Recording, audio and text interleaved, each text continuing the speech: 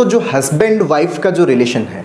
जो पति पत्नी का जो संबंध है, उसके अंदर जो आउटर पर्सन है, जो तीसरा पर्सन है, उन दोनों के अलावा ये जो तीसरा पर्सन है ये रिलेशनशिप को किस तरह से हार्म कर सकता है, किस तरह से इसके ऊपर साइकोलॉजिकली इम्पैक्ट क्रिएट कर सकता है, इसी के ऊपर ये पूरा का पूरा वीडियो मैं आप लोगों के साथ में शेयर कर रहा हूँ। मैं हूँ आपका दोस्त डॉक्टर कन्हैया, बीकानेर, राजस्थान से। इसको बहुत अच्छे से समझिएगा दोस्तों। जो हस्बैंड और जो वाइफ है, इन दोनों के बीच में जो रिलेशनशिप है, यहाँ पे तीसरे पर्सन से जो मेरा मतलब है, आउटर पर्सन से जो मेरा मतलब है, वो ये मतलब है कि जो हस्बैंड है उनकी लाइफ में वाइफ के अलावा अगर कोई दूसरी फीमेल है, और जो वाइफ है उनकी लाइफ में हस्बैंड के अलावा कोई दूसरा मेल है, तो इससे क्या साइकोलॉजिकल इंपैक्ट क्रिएट हो सकता है, इसको समझिएगा दोस्तों। ये जो हस्बैंड वाइफ है, अगर हस्बैंड वाइफ का जो रिलेशनशिप है, अगर वो बढ़िया नॉर्मल तरीके से चल रहा है, एकदम मस्त तरीके से चल रहा है, इनकी जो पर्सनल जो दोनों की चीज़ें हैं वो दोनों के पास में पर्सनल रहती है, वो इन आउटर पर्सन तक नहीं जाती, तो ये रिलेशनशिप बढ़िया है, ठीक है, कोई दिक्कत नहीं है। अगर ये दोनों अपने पर्सनल तक रखते हैं और यहाँ पर ये जो आउटर पर्सन है इसके साथ में जो रिलेशनशिप है वो प्रोफेशनल है, जो पर्सनल रिलेशनशिप नहीं है, यहाँ पर कौन सी है, प्रोफेशनल है। जैसे कई बार वर्क कलीग्स होते हैं, यहाँ तक तो ठीक है। प्रॉब्लम कब स्टार्ट होती है, मान लीजिए कि इन दोनों के बीच में किसी भी प्रकार का कॉन्फ्लिक्ट स्टार्ट हो जाए। कॉन्फ्लिक्ट होने के चांसेस होते ही हैं। जो हस्बैंड वाइफ के रिलेशनशिप होते हैं, जो भी दो लोगों के रिलेशनशिप हैं, उनके अंदर कॉन्फ्लिक्ट एक नॉर्मल सी बात है। और रिलेशनशिप की सक्सेस वो इसी चीज़ पर ही निर्भर करती है कि कॉन्फ्लिक्ट्स को डील कैसे किया जाता है। और कॉन्फ्लिक्ट को डील करना अगर ये सीख जाते हैं तो इसका मतलब वो रिश्ता सफलतम रिश्ता कंसिडर किया जाता है। अगर हस्बैंड वाइफ दोनों आपस के जो कॉन्फ्लिक्ट्स है उनको डील करना सीख जाते हैं, कॉन्फ्लिक्ट के साथ में रहना सीख जाते हैं, तो उससे ज़्यादा खूबसूरत रिलेशनशिप तो कोई हो ही नहीं सकता। तो यहाँ पर प्रॉब्लम कब क्रिएट होती है कि मान लीजिए कि इन दोनों के बीच में किसी भी प्रकार का कोई कॉन्फ्लिक्ट क्रिएट हो रहा है। जब इन दोनों के बीच में कॉन्फ्लिक्ट क्रिएट होता है, इस कॉन्फ्लिक्ट को अगर ये दोनों अपने व्यक्तिगत रखते हुए,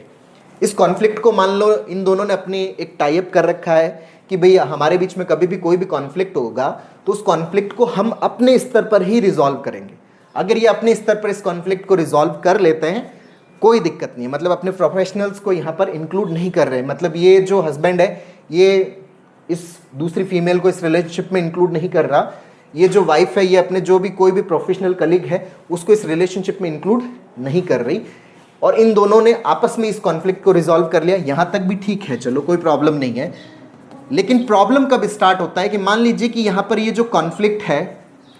इस कॉन्फ्लिक्ट के अंदर हस्बैंड जो है इस फीमेल को इंक्लूड करता है या वाइफ जो है वो इस मेल को इंक्लूड करती है, तो यहाँ पर क्या प्रॉब्लम क्रिएट हो सकती है। सबसे पहली जो प्रॉब्लम क्रिएट हो सकती है यहाँ पे क्या हो सकता है दोस्तों, सबसे पहली जो प्रॉब्लम क्या क्रिएट हो सकती है कि मान लीजिए कि ये फीमेल अगर इस रिलेशनशिप में इन्वॉल्व होती है तो इस फीमेल का हस्बैंड के साथ में तो कम्युनिकेशन है, लेकिन इसके साथ में कोई कम्युनिकेशन नहीं है। तो यहाँ पे क्या हो सकता है कि ये हस्बैंड के बारे में तो अगर कुछ बोलेगी तो उसके फेवर में ही बोलेगी, चांसेस ये है, और इसके फेवर में बोलने के चांसेस कम है। क्यों? क्योंकि रिलेशनशिप किसके साथ में है, हस्बैंड के साथ में है। तो यहां पर ये जो रिश्ता है ये मिसगाइड होने के चांसेस ज्यादा हो सकते हैं।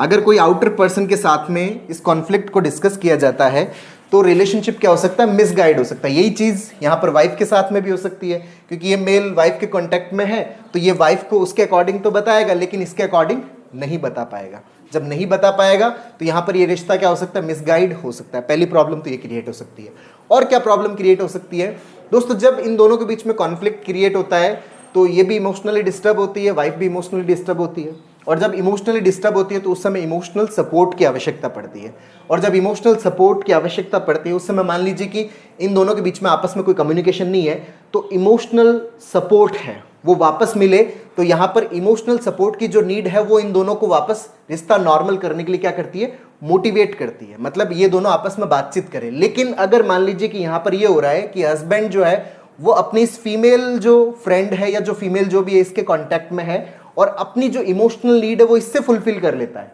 अगर इमोशनल नीड को इससे फुलफिल कर लेता है तो यहां पर इस रिश्ते को नॉर्मल करने का जो मोटिव है वो मोटिव क्या हो जाता है, डाउन हो जाता है। और जैसे ही मोटिव डाउन होता है तो यहां पर इन दोनों के बीच में जो दूरियां हैं वो ज्यादा बढ़ने लग जाती है। यही चीज वाइफ के मामले में भी है, क्योंकि जब रिलेशनशिप डिस्टर्ब होता है, एक दूसरे के जो इमोशनल नीड है वो फुलफिल नहीं हो पा रही, कॉन्फ्लिक्ट क्रिएट हुआ। अगर ये वाइफ इस मेल से अपनी इमोशनल नीड पूरी करने लग जाए तो इस रिश्ते को नॉर्मल करने का जो मोटिव है वो मोटिव क्या है, हमारा इमोशनल सपोर्ट। और ये इमोशनल सपोर्ट अगर इस एक्सटर्नल पर्सन से मिल जाए तो यहां पर भी क्या हो सकता है, इन दोनों के रिश्ते के बीच में क्या हो सकती है, दूरी पैदा हो सकती है, इन दोनों के रिश्ते गड़बड़ हो सकते हैं। तो यहां पर ये चीज भी क्रिएट हो सकती है। अच्छा, एक और प्रॉब्लम क्या क्रिएट हो सकती है, यहां पर मान लीजिए कि ये जो हस्बैंड है ये इस फीमेल को जो प्रायोरिटी दे रहा है, इस प्रायोरिटी के कारण ट्रस्ट इश्यूज भी क्रिएट हो सकता है। इस रिश्ते के अंदर अननेसेसरी जेलेसी भी क्रिएट हो सकती है। किस तरह से क्रिएट हो सकती है कि यहां पर अगर हस्बैंड को यह पता चलता है कि भाई मेरी जो वाइफ है मुझसे ज्यादा इस मेल पार्टनर की बातों पर भरोसा करती है, तो यहां पर स्वाभाविक तौर पर इस रिश्ते के अंदर क्या क्रिएट हो सकता है, जेलेसी वाला एलिमेंट क्रिएट हो सकता है। और वो जेलेसी इस रिश्ते को क्या कर सकती है, हार्म कर सकती है। सेम चीज यहां पर वाइफ के साथ में भी हो सकती है। वाइफ को अगर ये पता चलती है कि नहीं मेरा हस्बैंड जो है वो किसी दूसरी फीमेल के साथ में इंटरेक्ट करता है इस रिश्ते को नॉर्मल करने के लिए, वो मुझसे कम बात करता है, उस फीमेल से ज्यादा बात करता है, वो मुझसे डिस्कशन नहीं करता, वो उसके साथ डिस्कशन करता है, वो उसकी बातों के इन्फ्लुएंस में इस रिश्ते को नॉर्मल करने में लगा हुआ है, तो मान लीजिए यहां पर रिश्ता नॉर्मल भी हो जाता है, लेकिन यहां पर एक जेलेसी क्रिएट होने के चांसेस बने रहते हैं। तो तीसरा यहां पर क्या प्रॉब्लम क्रिएट हो सकती है, इस रिश्ते के अंदर जेलेसी क्रिएट हो सकती है। और ये जो जेलेसी है, इस जेलेसी से भी ये रिलेशनशिप क्या नहीं रहता, हेल्दी नहीं रहता। तो दोस्तों यहां पर जो आउटर पर्सन है, आउटर पर्सन के साथ में अगर रिश्ता नॉर्मल है, पर्सनल चीजें पर्सनल रह रही है, प्रोफेशनल रिलेशनशिप अलग है, तब तो ठीक है। अगर इनके बीच में कॉन्फ्लिक्ट क्रिएट हो रहा है और ये कॉन्फ्लिक्ट को अपने स्तर पर ही रिजॉल्व कर लेते हैं तब भी ठीक है, लेकिन अगर इस कॉन्फ्लिक्ट के रिजॉल्व में अगर ये एक्सटर्नल पर्सन को इन्वॉल्व करते हैं तो यहां पर एक्सटर्नल पर्सन द्वारा प्रॉब्लम क्रिएट किए जाने की संभावना ज्यादा हो सकती है। एक यहां पर यह भी हो सकता है कि मान लीजिए कि ये जो फीमेल है वो अनबायास्डली इसको सपोर्ट करती हो और ये जो मेल है वो अनबायास्डली इस वाइफ को सपोर्ट करता हो, लेकिन इसके अनबायास्ड होने के चांसेस बहुत कम हो जाते हैं। क्यों हो जाते हैं, क्योंकि इसका कांटेक्ट तो हस्बैंड के साथ में, तो ये हस्बैंड को तो थोड़ा अच्छे से जानता है, वाइफ के साथ में कांटेक्ट नहीं है, तो ये वाइफ के बारे में नहीं जानता। यहां पर ये वाइफ के प्रति जजमेंटल होने के चांसेस ज्यादा रहते हैं। और सेम चीज यहां पर भी है, ये जो मेल पार्टनर है इस वाइफ के कांटेक्ट में है, तो ये वाइफ के बारे में तो थोड़ा ठीक तरीके से बताएगा, लेकिन हस्बैंड के बारे में जो चीजें ये नहीं जानता वो एज्यूम करके बताएगा, और एज्यूम करके बताएगा वो एज्यूम हो सकता है रियलिटी से मैच ना करे, तब भी यहां पर प्रॉब्लम क्रिएट होने के चांसेस बने रहते हैं। अगर ये अनबायास्ड बताते हैं जिसके चांसेस कम है तो ये रिश्ता ठीक रहता है, लेकिन अगर अनबायास्ड नहीं है जिसके चांसेस क्या है, कम है, तो ये रिश्ता हैम्पर होने के चांसेस ज्यादा है। इस तरह के केसेस में डे टू डे लाइफ के अंदर जो डील करता हूं, ज्यादातर के अंदर यही प्रॉब्लम क्रिएट होती है कि जो हस्बैंड जो दूसरे पर्सन को इन्वॉल्व करता है, वाइफ जो दूसरे पर्सन को इन्वॉल्व करते हैं अपने इमोशनल इश्यूज को डील करने में। तो यहां पे इस चीज को बहुत अच्छे से ध्यान रखिएगा कि जो भी हस्बैंड वाइफ है वो कोशिश यही करे कि उनके जितने भी कॉन्फ्लिक्ट्स हैं उनको वो खुद डील करें। जब आप खुद डील करते हो, आपस में बातचीत करते हो, जब आप उनको खुद रिजॉल्व करते हो, तो आपका रिलेशनशिप के प्रति कॉन्फिडेंस बढ़ता है, आप अपने पार्टनर को ज़्यादा बेहतर तरीके से जानते हो, आप अपनी वाइफ को और वाइफ अपने हस्बैंड को बहुत ज़्यादा अच्छे तरीके से जानते हैं, क्योंकि ये मैक्सिमम एक दूसरे के साथ में टाइम स्पेंड करते हैं। तो इस रिश्ते को नॉर्मल करने के चांसेस उन दोनों से ज़्यादा है, और जब ये दोनों आपस में मिलकर अपनी रिलेशनशिप को नॉर्मल करते हैं तो उससे रिश्ता और मजबूत होता है, रिश्ते के प्रति कॉन्फिडेंस और ज़्यादा बढ़ता है और रिश्ता सक्सेस की तरफ जाता है। क्योंकि सफलता तो यही है ना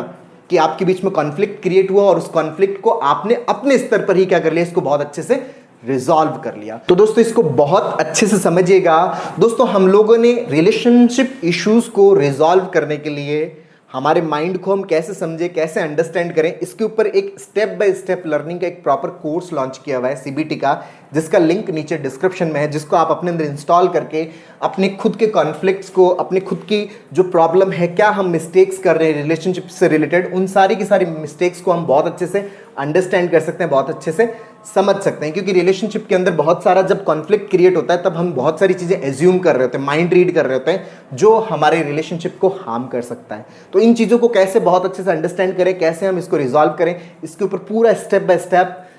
का एक कोर्स हम लोगों ने लॉन्च किया है CBT का, जिसका लिंक नीचे डिस्क्रिप्शन में है। इसको अपने अंदर इंस्टॉल करके आप अपनी सेल्फ अंडरस्टैंडिंग, सेल्फ अवेयरनेस को और अच्छे से बढ़ा सकते हो। तो दोस्तों उम्मीद करता हूं आपको ये वीडियो पसंद आया होगा, नीचे कमेंट बॉक्स में लिखकर जरूर बताइएगा। और अब तक यदि आपने मेरे यूट्यूब चैनल DRK TV को सब्सक्राइब नहीं किया तो प्लीज उसे सब्सक्राइब करें, ताकि मेरे नए वीडियो का नोटिफिकेशन आप तक सबसे पहले पहुंचे। बहुत बहुत धन्यवाद दोस्तों। जय हिंद, जय